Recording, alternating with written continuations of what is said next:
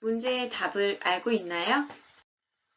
안녕하세요. 오늘의 하루 독서 왜 식량이 문제일까? 마지막 시간, 5번째 시간입니다. 바로 생각 넓히기입니다. 이번 시간에는요, 지금까지 살펴봤던 책 내용과 많은 식량 문제에 관련된 이야기를 바탕으로요, 조금 생각을 넓혀보는 시간 갖도록 하겠습니다. 저번에 활동지 하시면서 혹시 글 쓰시면서 미래 농업, 미래의 식량에 대해서 좀 조사해 보셨나요? 제가 오늘 이 시간에 좀 말씀드린다고 했는데 먼저 영상을 통해 한번 살펴보도록 하겠습니다. 세계 최대 육류 소비 국가 중 하나인 미국. 지금 미국의 음식 시장은 유례없는 변화를 맞이하고 있다. 미국인들의 육류 사랑을 획기적으로 바꿀 새로운 음식이 등장하고 있기 때문이다. 21세기 기술혁명의 무대였던 실리콘밸리의 요즘 최대 관심사는 음식 산업. 육류를 대신할 대체 식품을 만드는 회사가 대세다.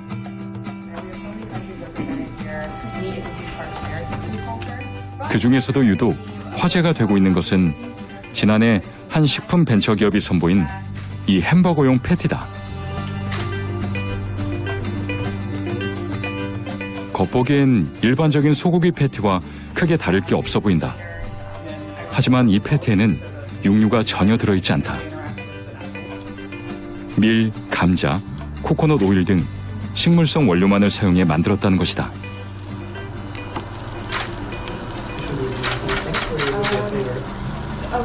And what you can see too is you kind of have the caramelization that's taken place. This is one aspect that actually our burger's a little different than beef. It caramelizes more or faster. 100% 식물 원료로 만들었지만 실제 고기의 맛과 식감을 완벽히 재현했다는 임파서블 버거.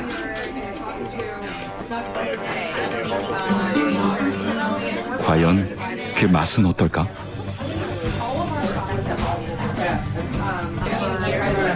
Well, I knew it was not meat, but it's hard to taste the difference. It pretty much tastes Like, if you had no idea and you ate it, you wouldn't ask a question of it, would you? Or? probably not. No, I probably wouldn't be thinking that this was not meat. I've tried, sort of plant-based burgers before, or these sort of bean-type patty things. Those have their own sort of taste. This does taste pretty much like a burger, but I think it's okay. 영상 잘 보셨나요?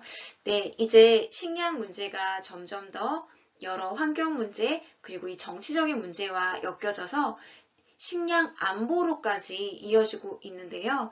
이제 더 이상 우리나라 또한 그냥 가만히 있을 수는 없는 상황인 것 같아요. 그래서 이제 미래 식량 문제, 미래 농업에 대해서 한 번쯤은 고민해 보셨으면 좋겠습니다.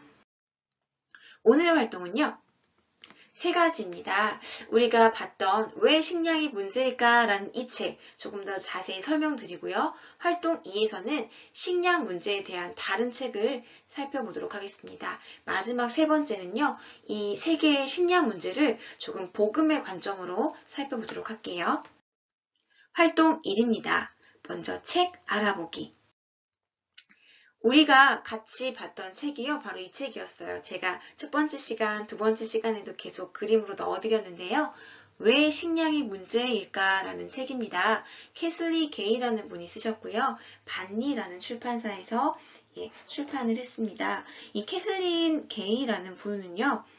사회, 정치, 역사, 환경, 종교, 문화의 다양성, 건강, 스포츠, 다양한 주제에 대해서 굉장히 많은 책을 썼던 분이에요. 그리고요, 청소년을 위한 책을 많이 썼고요, 교사용 해설서, 교과서, 백과사전 같은 책도 많이 집필했다고 합니다. 그래서 이 책을 읽을 때 식량 문제를 정말 여러 가지 관점에서 바라보고 있구나라는 생각이 들었습니다. 단순히 식량 문제로 인해서 아프리카 지역이 그리고 동남아시아 지역이 문제다라고까지만 이야기하는 게 아니라 7가지의 챕터로요. 이 먹을거리, 식량에 대한 많은 이야기를 하고 있어요. 그래서 단순히 식량 문제, 음식이라는 문제를 넘어서 환경, 교육, 정치, 경제까지도요, 다 생각해 볼 수 있는 책이었던 것 같습니다. 7가지 챕터를 챕터 1이요. 바로 저희가 읽었던 부분입니다. 굶주림과 싸우는 사람들. 정말 식량 문제 하면 가장 먼저 좀 의식주 하면 가장 기본적인 것인데 이걸 충족하지 못하는 나라의 아이들 그리고 사람들이 있습니다. 그래서 기아에 대해서 먼저 얘기를 하고 있었어요. 그리고 챕터 2에서는요. 공장식 농업. 우리가 먹는 돼지, 소와 같은 그런 많은 동물, 식물들을요, 약간 공장처럼 찍어내고 만들어내는 이거에 대해서 이야기하고 있습니다. 세 번째는요, 산업화된 농업입니다. 이 산업화된 농업이 식량의 부족함을 해결할 수는 있었지만 우리 건강의 문제를 가져올 수 있다라고 얘기를 하고 있어요. 그리고 네 번째, 이거 역시 저희가 함께 읽었던 부분이죠. 바로 기후위기가 가져온 변화들입니다. 왠지 식량하면 환경문제, 기후하고는 별로 관련이 없을 것 같잖아요. 그런데 우리가 몇 달 전에 살펴본 그 환경 문제와도요, 이 농업, 식량이요, 다 연결이 돼 있었어요. 5번째 챕터는요, 이 제목이 너무 재밌죠. 프랑켄슈타인 식품, 다시 말하면 유전자 변형 식품입니다. GMO라고 하죠. 이 부분도 여러분이 조금 관심 가져야 될 부분인 것 같아요. 식량 문제를 해결하기 위해서 더 많은 식품을 생산하기 위해서 유전자 변형을 해서 조금 빨리 크고 더 많이 생산되긴 하지만 이게 과연 우리 몸에 안전할까? 라는 문제를 제기하고 있어요. 그리고 6번째 챕터에서는요, 우리가 먹는 음식을 지켜야 된다라는 말을 하고 있습니다. 바로 안전한 음식에 대해서 얘기하고 있고요. 마지막 7챕터는요, 먹거리와 정치가 만나다라는 조금 생소한 주제일 수 있는데, 어떻게 생각하면 많은 구호단체들이 그 식량이 부족하고 기아 문제 속에 있는 어려운 나라들을 많이 도와주고 있어요. 하지만 그 식량이 그 어려운 사람들에게 다 가지 못하는 원인이 조금 정치와 관련이 있었고 그리고 먹거리에 있어서도요. 정치와 관련이 있었습니다. 이 부분을 조금 설명해주고 있는 챕터였습니다. 여기까지가 이 책의 전체 내용인데요. 이 사진이나 관련 자료가 많이 들어가 있어서 우리 랩런트들이 충분히 읽어볼 수 있겠다라는 생각이 들었고요. 그리고 앞으로의 사회를 살아갈 우리 랩런트들이 한 번쯤은 이 식량 문제, 음식 문제에 대해서 고민해 봤으면 하는 생각이 들었습니다. 활동 2는요. 그 밖에 다른 책들을 한번 살펴볼 거예요. 제가 3가지 책을 준비했는데 첫 번째는요. 식량 무엇이 문제일까? 라는 책입니다. 이거는요. 최근에 쓰여진 책이에요. 저희가 살펴봤던 왜 식량이 문제일까는 사실 2011년? 그때 쓰여진 책임에도 불구하고요. 그때 예상했던 문제들이 지금 다 나타나고 있어요. 그래서 좀 깜짝 놀랐는데 이 식량 문제에 대해 더 깊이 있게 알고 싶다면 최근에 쓰여진 식량 무엇이 문제일까라는 이 책도 한번 읽어보시면 좋겠다라는 생각이 들었습니다. 그리고 두 번째 책은요. 많이들 읽었어요. 청소년들이 읽은 책인데 왜 세계의 절반은 굶주리는가? 기아 문제에 대해서 조금 더 깊이 있게 다루고 있어요. 어찌 보면 우리와는 조금 멀리 떨어져 있고 우리가 많이 알지 못하는 저 아프리카 나라에 왜 그 아이들이 그리고 어른들이 기아 문제에 해결하지 못하고 그대로 놓여 있는지 한 번쯤 읽어보시면 왜 그런지를 알 수 있게 되는 책이었습니다. 세 번째는요. 여러분이 조금 쉽게 읽을 수 있는 어린이 책인데요. 미래 식량. 정말 지금과 같이 이렇게 식량 문제가 심각해지고 앞으로도 더 심각해질 건데 그렇다면 과연 미래 식량 어떻게 변할 건지에 대해서 조금 재미있게 풀어놓은 책입니다. 활동 3. 관점 넓히기입니다.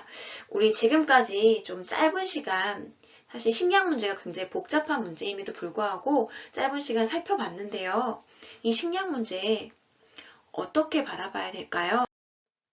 단지 식량 문제, 먹는 문제일까요? 먹는 게 부족하고 먹는 게 풍족하고 그런데요. 단지 그 문제가 아닙니다.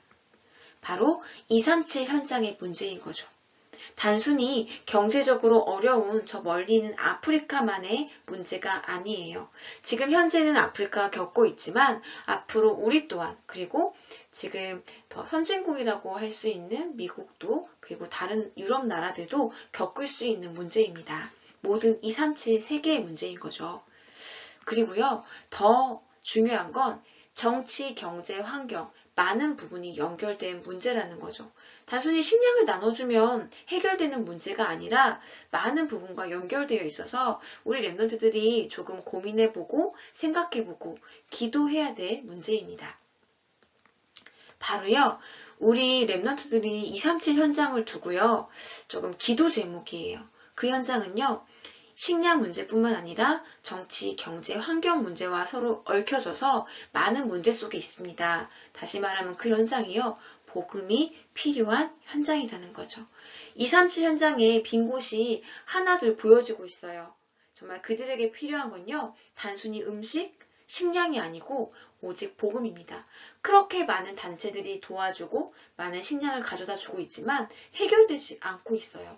그거는요, 오직 복음으로 그들의 생각과 마음이 치유되어야 된다는 거죠.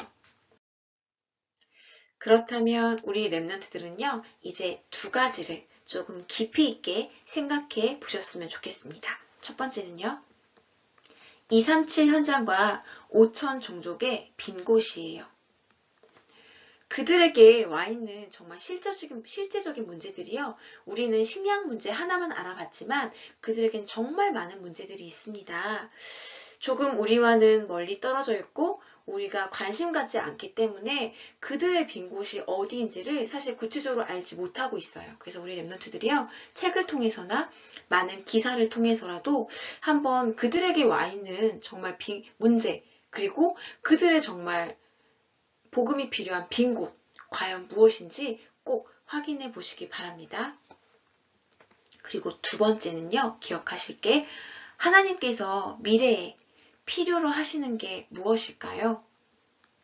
다른 게 아니고요, 이 빈 곳이 있고 문제 가운데 있는, 결국엔 복음이 없어서 그렇잖아요. 복음이 전달되지 못한 이 237 나라에 우리 랩런트들을 24 증인으로 세우실 것입니다. 이게 바로 하나님의 필요죠. 우리 랩런트들이요, 내가 가야 될 현장이 이 237 현장이고 하나님이 세우실 현장이 이 237 현장임을 늘 기억하시며 기도하시기 바랍니다. 네, 마태복음 28장 18절부터 20절 말씀이에요. 예수께서 나와 말씀하여 이르시되 하늘과 땅의 모든 권세를 내게 주셨으니 그러므로 너희는 가서 모든 민족을 제자로 삼아 아버지와 아들과 성령의 이름으로 세례를 베풀고 내가 너희에게 분부한 모든 것을 가르쳐 지키게 하라. 볼지어다 내가 세상 끝날까지 너희와 항상 함께 있으리라 하시니라. 아멘. 하나님은요, 하나님의 사람으로 온전하게 하며 모든 선한 일을 행할 능력을 갖추라 말씀하셨습니다. 237개의 나라를 살릴 절대 계획 속에 하나님이 우리를 두셨고 그 언약의 흐름 속에 내가 있음을 기억하는 랩런트 되시길 기도합니다. 네, 오늘의 미션은요, 237 현장과 5천 종족을 두고 기도하는 시간을 갖는 것입니다. 하나님은 그 현장으로요, 우리 랩런트들을 보내신다 말씀하셨습니다. 그 현장에 복음이 전달되고 정말 그 현장이 말씀으로 치유되길 저도 함께 기도하도록 하겠습니다. 237 현장과 5천 종족을 살릴 영적 서밋으로 준비될 랩런트들, 우리 다음에 또 다른 주제로 함께 만나요. 그리고 다음 주에는요, 이 식량 문제에 대한 책을 읽어보셔도 좋고요. 아니면 다른 나라의 전 세계 237 현장에 또 다른 문제들이 많이 있거든요. 그 문제와 관련된 책을 한번 읽어보셔도 좋겠습니다. 다음에 다시 만나요.